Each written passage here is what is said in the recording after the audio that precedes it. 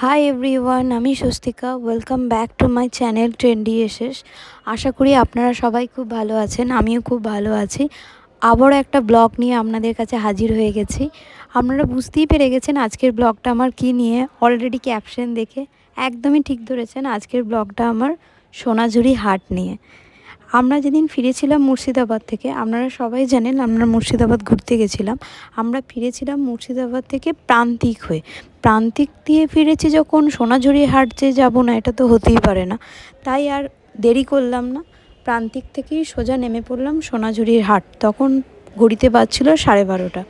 আর দিনটা ছিল বছরের প্রথম দিন, 1 জানুয়ারি। প্রচুর মানুষজন গেছিলেন ওই দিন সোনাঝুরি হাট। এমনিতেই সোনাঝুরি হাটে ভিড় ভালো রকমই থাকে, কিন্তু বছরের প্রথম দিন সবাই একটু ঘুরতে বেরিয়েছিলেন। প্রথমেই ঢুকতে দেখলামই প্রচুর শাড়ি নিয়ে বসেছেন দাদারা। প্রত্যেকটা শাড়ি খুব সুন্দর, আর মেয়েদের শাড়ির প্রতি একটা আলাদা আকর্ষণ থাকে। আমিও তাদের মধ্যেই একজন, আমারও শাড়ি খুবই পছন্দের। অনেক রকমের শাড়ি ছিল, অনেক নাম ওনারা বলছিলেন, অত নাম হয়তো আমি মনে রাখতে পারিনি। এই যে শাড়িটা আপনারা দেখছেন, এটার নাম বলেছিল মোমবাটিক। এই শাড়িটা খুব সুন্দর, আমি নিয়েছিলাম একটা শাড়ি। পরে আপনাদের কোনো দিন কোনো ব্লগে দেখাবো যে কী শপিং করেছি আমি সোনাঝুরি হাট থেকে। এছাড়াও আমি আরও 2-3টে শাড়ি নিয়েছি। মনে হচ্ছিল আরও অনেক শাড়ি নিই, কিন্তু ওই মনে হওয়াটাকে কিছুটা চেপে রেখে অনলি 3টে শাড়ি আমি ওই দিন নিয়েছিলাম। যার যত বেশি শাড়ি থাকুক, যেই সোনাঝুরি হাটে এসেছে এত শাড়ির মাঝে একটা শাড়ি সে নিয়ে যাবেই। আমি যতবারই সোনাঝুরি হাটে এসেছি একটা না একটা শাড়ি তো আমি নিয়েই গেছি। এবারে একটু বেশিই শপিং করে ফেলেছিলাম, কেন এবারের শাড়িগুলো কোথাও না কোথাও আমার একটু ইউনিক লেগেছিলো, ওই জন্যই আমি শপিংটা একটু বেশিই করে ফেলেছিলাম।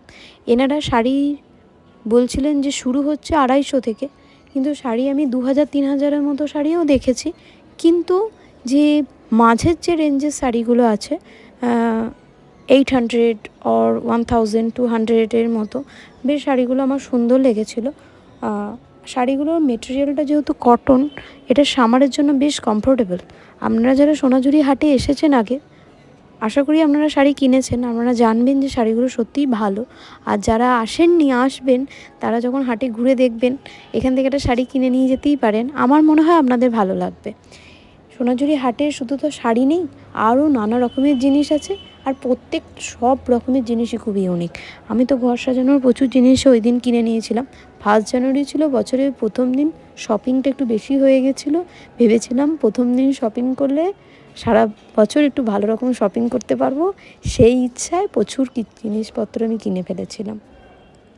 সোনাঝুরি হাটে একটা ইউনিক জিনিস আছে যেটা আমি খেয়ে উঠতে পারিনি ওই দিন, সেটা হলো রাবড়ি। খুব ভালো বানায় ওখানে।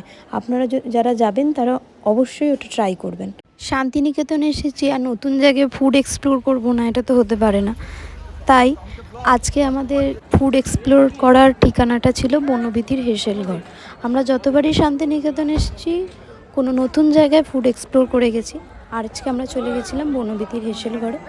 বেশ সুন্দর, চারিদিকটা পুরো গাছ দিয়ে ঘেরা। আসলে শীতকাল, এই শীতের মরশুমে চারিদিকে বিভিন্ন রকমের গাছ হয়, যে গাছগুলোর জন্য জায়গাগুলো খুব সুন্দর দেখতে লাগে। বনবিথির হেসেলঘরে যখন আমরা গেছিলাম, প্রথমেই আমরা আগে খাবারটা অর্ডার দিয়ে দিয়েছিলাম, কেন এনাদের একটা সিস্টেম দেখলাম, বাইরে আপনাকে অর্ডারটা করে দিতে হবে, তারপর আপনারা ভিতরে যেতে পারবেন। আমরা অর্ডার করেছিলাম ভেজ থালি, আর তার সাথে তোপসে ফ্রাই। 1 প্লেট ভেজ থালির প্রাইস পড়েছিল 160, আর 1 প্লেট তোপসে ফ্রাইয়ের প্রাইস পড়েছিল 150।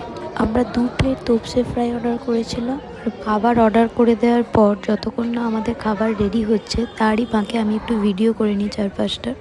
বেশ সুন্দর লাগছিল, যেহেতু 5 জানুয়ারি ছিল, প্রচুর মানুষজন এসেছিলেন।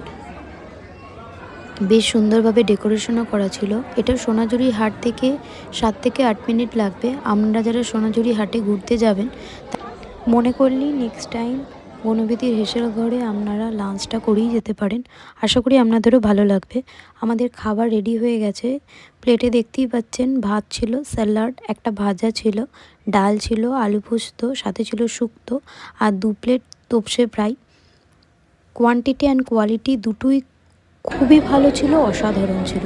আমার তো খেতে খুব ভালো লেগেছে, প্রত্যেকটা খাবার খুব টেস্টি ছিল। সব থেকে টেস্টি ছিল তোপসে ফ্রাইটা। যখন তোপসে ফ্রাইটা খাচ্ছি, ভেতরের মাছটা ছিল ফ্রেশ, অসাধারণ। এটা আমরা ওখানে গিয়েই খেয়ে দেখতে হবে। প্রত্যেকটা খাবারই ছিল খুব ফ্রেশ আর তার সাথে ছিল টেস্টি। আপনারা একবার ট্রাই করতেই পারেন। আমার তো খুব ভালো লেগেছে। এরপর ছিল চাটনি আর পাঁপড়। এই ছিল আজকে আমাদের লাঞ্চ।